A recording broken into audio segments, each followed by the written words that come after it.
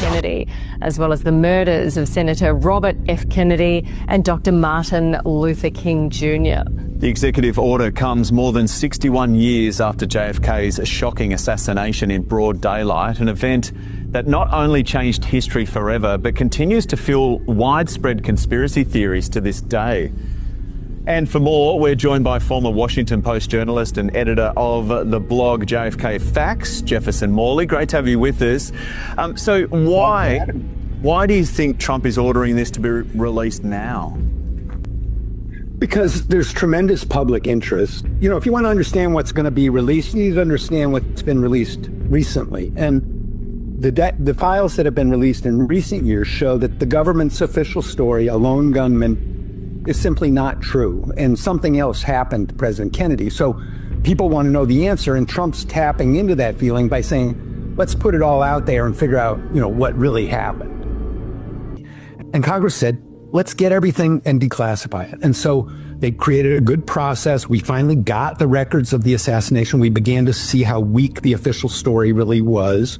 And they had a 25-year sunset on that. And they said after 25 years, everything's got to be made public. So in 2017, this was all supposed to happen. We're now 8 years past that deadline. So it's just the CIA dragging its feet because they don't want to be embarrassed. There's things in there that they don't want to be made public. And they still have the ability. They prevailed on Trump the first time around. They prevailed on Biden, and they're pushing back, I'm sure, on Trump right now. So what do you think we'll find out?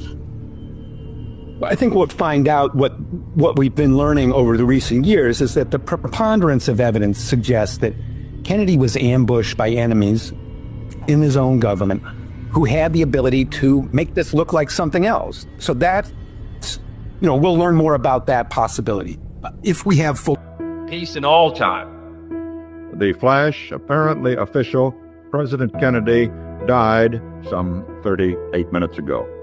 Here's the suspect, 24-year-old Lee H. Oswald. I'm just a President. Who actually fired the shots that killed Kennedy? Was there a conspiracy? In the years since the Warren Report, there is now so much more that we know. Conspiracy theories are now conspiracy facts. The Warren Commission successfully deceived the public. Alan Dulles' appointment to the Warren Commission is one of the great frauds of American history. Documents are withheld by the FBI, the CIA. Intelligence agencies did all the wrong things if they were looking for conspiracy. We will go back and piece together new facts and evidence that shed more light on what really happened here that day. The Commission believes that the same bullet that hit Kennedy hit Carly. Well, I don't believe it. It is indeed a magic bullet. Oswald was a figure of interest for 4 years before the assassination. They were reading his mother's mail. His first year in office, Kennedy made many enemies. He vows he's going to shatter the CIA into 1,000 pieces. Have you ever committed any act of violence? He was intimately involved in the cover. Once you kill a president on the streets in American City, that sends a signal. The rights of every man are diminished when the rights of one man are threatened. If America really wants a democratic society, and we should get to the bottom of this traumatic crime that continues to reverberate throughout American history. This nation will not be fully free until all its citizens and why has riveted America since that horrifying day 60 years ago. But over time, it's become clear that the FBI and CIA kept information hidden. Not just from the public, but from the commission in charge of investigating the assassination. This has fueled an understandable doubt in the official account, including, by the way, Lyndon B. Johnson, the president who took JFK's place. Congress even came out in the 80s saying that this was probably a conspiracy. And the public ran wild with this. They came up with hundreds of suspects of who could have been involved in the assassination. Theories like this thrive when government authorities aren't transparent with Hoover and the new president, LBJ. And we see in this phone call that the FBI actually didn't want a thorough investigation. What do you think about Alec Dulles? I think he would be a good man. Wait, did you catch that? Allen Dulles. He was the former director of the CIA. He's one of the guys that JFK fired after he tried to overthrow the Cuban government. And now he's about to be appointed to the committee investigating Kennedy's assassination. This did nothing to instill trust in the commission. The new president appointed a commission of 7 prominent Americans to investigate the whole affair. A special commission will have before it all evidence uncovered by the Federal Bureau of Investigation and all information available to any agency of the federal government. The Warren Commission was given just 10 months to investigate this situation using the evidence that was mostly provided to them by the FBI. They produced this report, which essentially confirms the conclusion that J. Edgar Hoover, the director of the FBI, had come to in the hours and days following the assassination.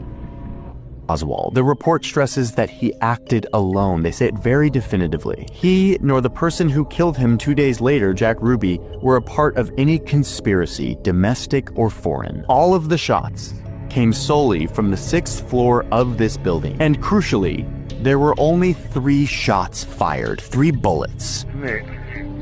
We shot for perjury. Any other party me? I know there was nothing at all created to all 3 of the president, and we have a. The report says that the first bullet likely missed the car completely, but that the second one did something very interesting. It first hit the president in the back and then exited his chest. It then entered through the governor's back, went through his rib, and then exited through his chest. But it wasn't done yet. It then entered his wrist, shattering the wrist bone, and then exited the wrist and went partially into the governor's leg. Whoa. Okay, it's quite the journey for 1 bullet. Oh, and the bullet in question, which just apparently made 7 wounds, supposedly looked like this, which some ballistic experts have said looks a little too pristine for a bullet that allegedly just went through 2 human bodies. Day in your mind, and it never goes away. Something has happened. Something, I repeat, has happened, and the word is. There has been an attempt on the life of President Kennedy. We heard Kennedy had been shot and was being brought to the emergency room at Parkland Hospital. You think, my goodness, I'm about to take care of the president. What happened in Trauma Room 1 never came out, never became public. I was there, I remember it in detail. It's etched in my memory forever. We got the EKG machine in, there was just a straight line. Straight line. We thought that there was an entrance wound in the neck. The Parkland doctors were a serious problem for the U.S. government. And an exit wound in the back of the head. Because they provided evidence that there was a shooter somewhere in the front. In all probability, there was more than one shooter. Everything changed as soon as JFK's body left Parkland Hospital. When I saw the autopsy pictures, it made me very suspicious. Certain people in our government tampered with critical evidence to make sure the American people would not know the truth about who murdered the president.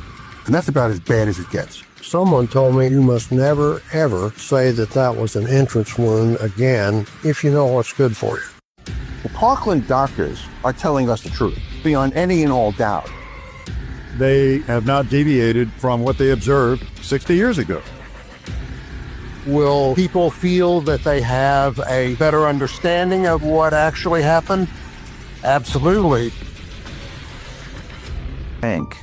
They began to examine the head, and they found a wound.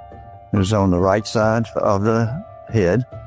It was slightly above the ear and forward of the ear, just barely in the hairline. I thought he was shot from the front because entrance wounds are small and exit wounds are large.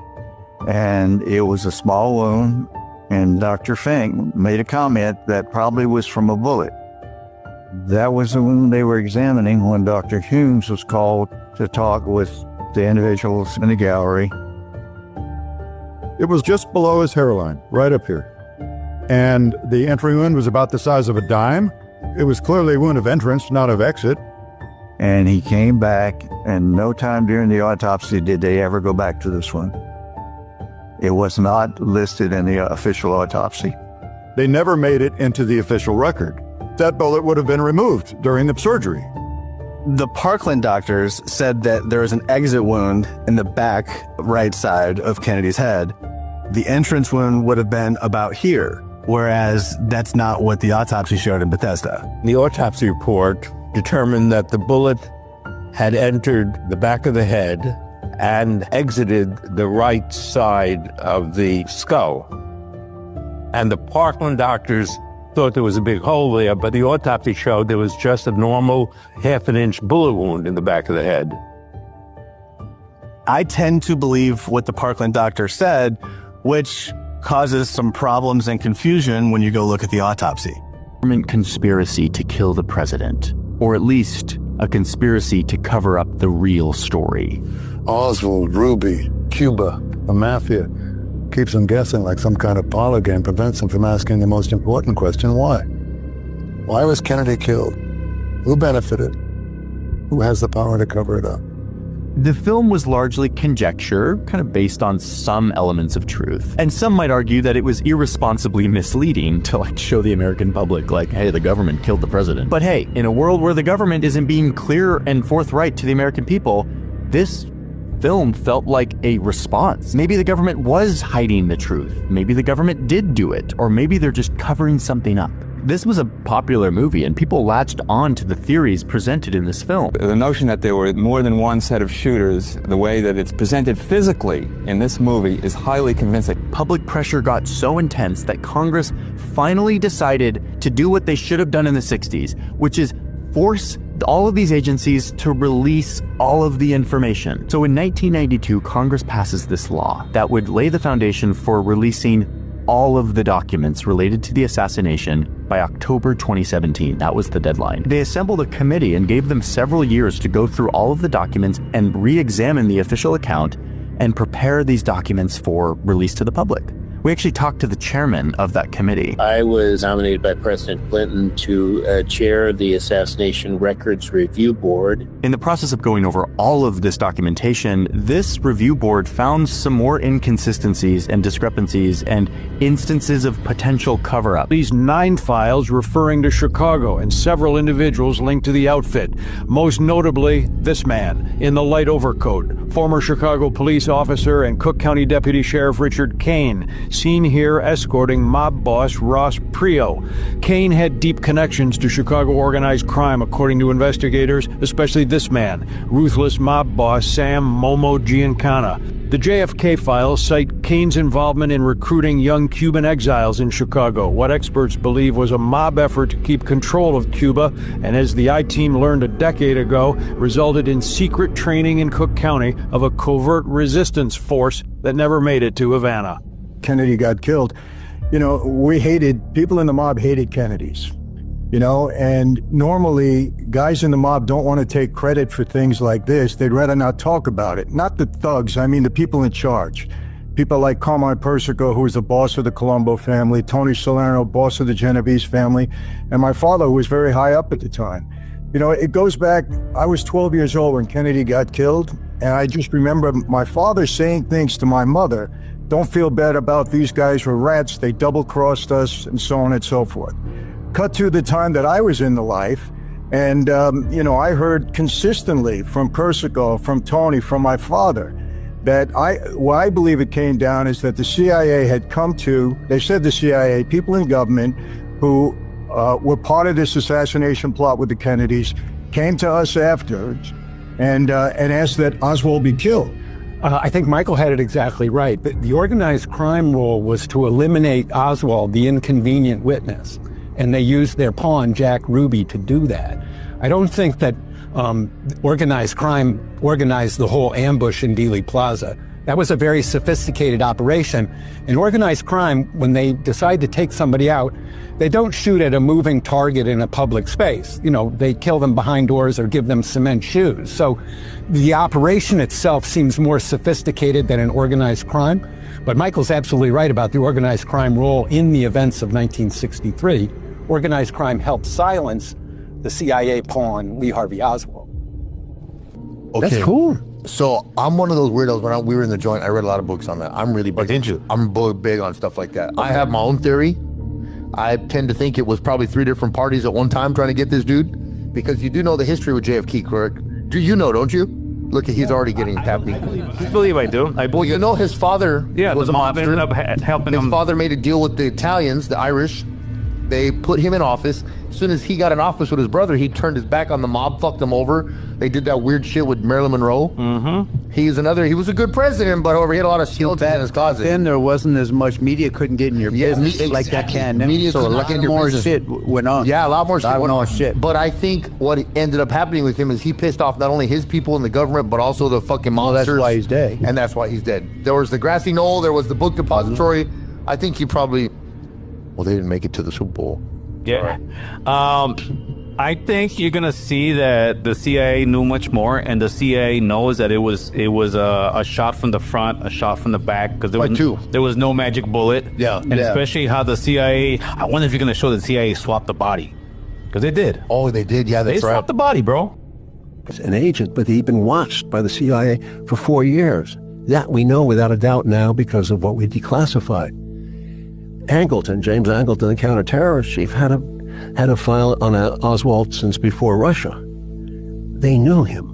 They knew what he was doing up until the week. Well, apparently they disappeared his flash warning about a week before the assassination, which means to say you don't need to check Oswald if you're a Secret Service. You see him somewhere on a parade route. You'd have to clear out those type of people. The Secret Service is very aware of people who have backgrounds who could be dangerous. They took that off, the signal on Oswald.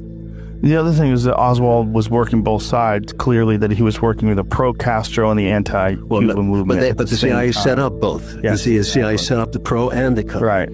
So it's very clear that they were well aware of him. Dip him in the Cuban poison. Sheep dip him, just make him look like a commie who loves Castro. That was the intention, I believe. I believe that the CIA was so upset about these two near invasions of Cuba that this was a chance, by killing Kennedy, to get the United States to move against Castro. What's really crazy to document in the film was the fact that it wasn't really his brain. I was going to go to that. Yeah, please. The brain that they had used as a piece of evidence that this was Kennedy's brain had clearly been in formaldehyde for at least 2 weeks. Yeah. Well, I'm so glad our documentary, and this is James D. Eugenio who wrote it. He's really the guy who reads everything, remembers everything through all these years, and there's 1 million documents. We drove a stake through the magic bullet. That's clear. There's no chain of custody. The FBI lied. They also, in the matter of the autopsy, the brain is intact. And it was photographed as such. It was the whole area was still there. Killed in 1963. Where were you when he was killed? I was at school, Sidwell Friends School. I saw men hauling the flags down to half-staff.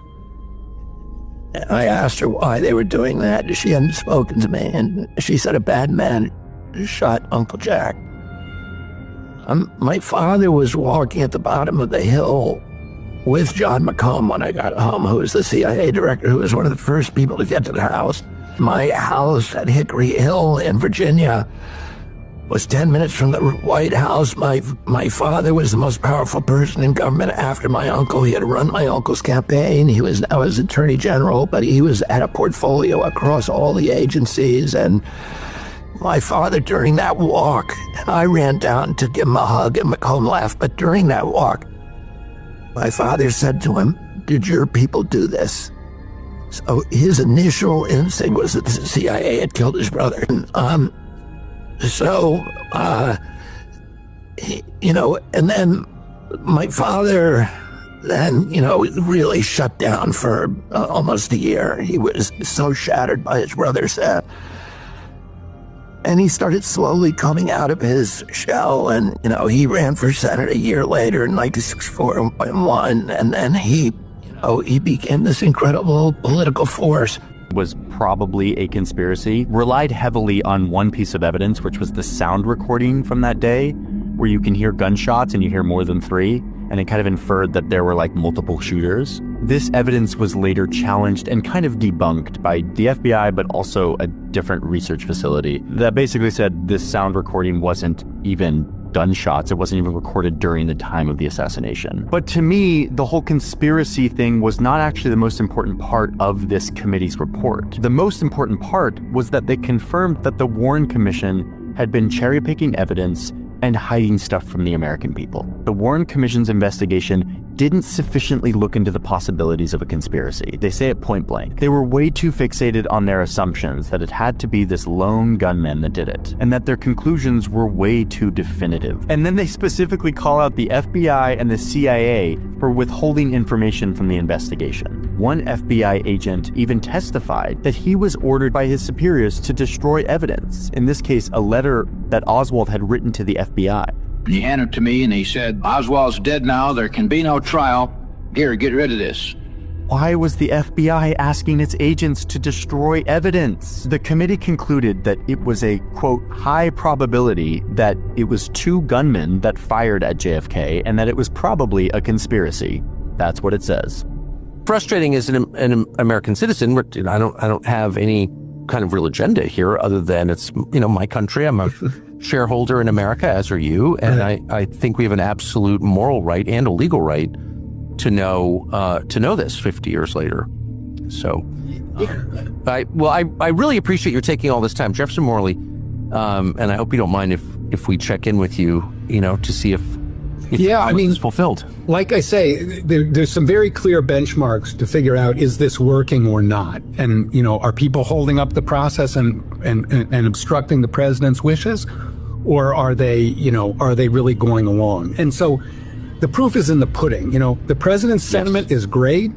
It's great that a president has committed to this. It's amazing that no president has committed in this way before, but we'll take it. I'm not a supporter of President Trump, but on this issue, he's absolutely right, and we need to follow through on what he said. What's your guess as to why they're holding so tightly? And I can just say, I'm sure you know this, but as of last month, there was pressure in Washington to appoint or not appoint certain people based on the likelihood they would push for declassification of these documents. In other words, there are federal bureaucrats right now for whom withholding these documents is a high priority. Well, I just think that's amazing. What do you think that is? I think the only explanation is that the CIA has something to hide, and they'd rather be seen as defying the law than releasing the information. I mean, that tells you something right there.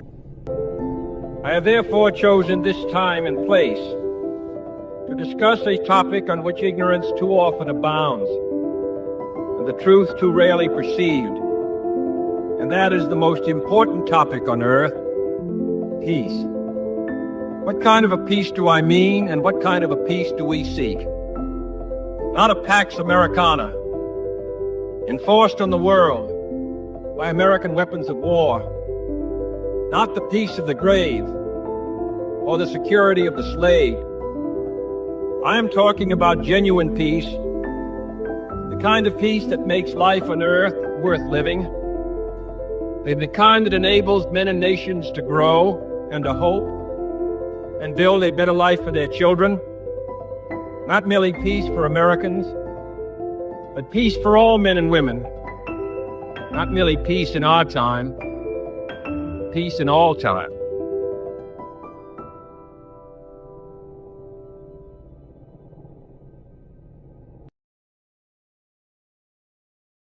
What is up? What is up? What is up? Hopefully you're having a wonderful day, whoever you are, wherever you are. I always say, stay to the positive, never to the negative. Always remember that. Go up in the day, baby. You play, you only get one life to live. You better live it for today. That's facts. Stay ablazing, stay amazing, stay true, stay you. No matter what you're doing.